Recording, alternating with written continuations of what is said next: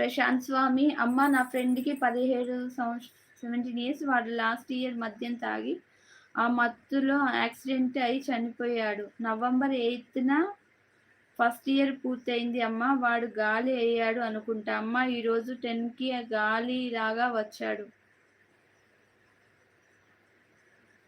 ప్రశాంత్ స్వామి, ఒక మనిషి చనిపోయిన తర్వాత ఆ మనిషి యొక్క ఆత్మ సంవత్సరం వరకి భూమి మీదే తిరుగుతుంది.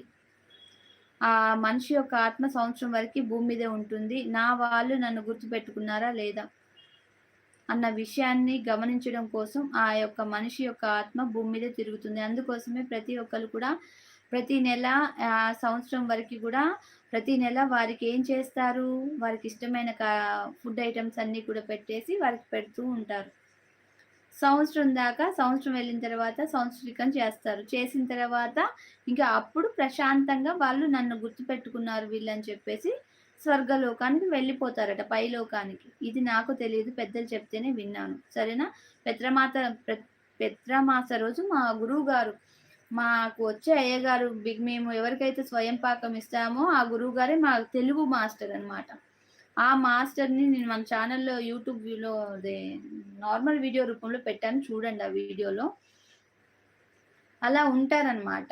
ఉన్నప్పుడు వాళ్ళు గాలి రూపంలో కనపడుతున్నారంటే అబద్ధమని నేను కొట్టేయలేను ఈ విషయాన్ని. ఎందుకంటే ఒకవేళ మీరు అబద్ధం చెప్పినా గానీ నేను కాదని చెప్పలేను. ఎందుకంటే నాకు గాలి రూపాలు కనపడతాయి.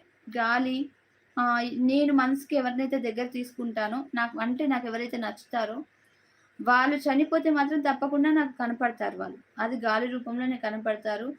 స్వప్న రూపంలో కనపడతారు. స్వప్న రూపం అనేది ప్రతి ఒక్కరికి కనపడతారు. కానీ గాలి రూపంలో మాత్రం నాకు తప్పకుండా కనపడతారు. తప్పకుండా అంతా మంచి జరగాలి. మీరేమి బాధపడకండి. మీ స్నేహితులు అని చెప్పారు గదా! మీరు మనసుగా ఎక్కువగా తీసుకున్నారు కాబట్టి వాళ్ళకి గాలి రూపంలో కనపడ్డారు. ఓకేనా? ఓం నమః శివాయ. వారితో మీకేమైనా ఒక ఇష్టమైన కార్యక్రమం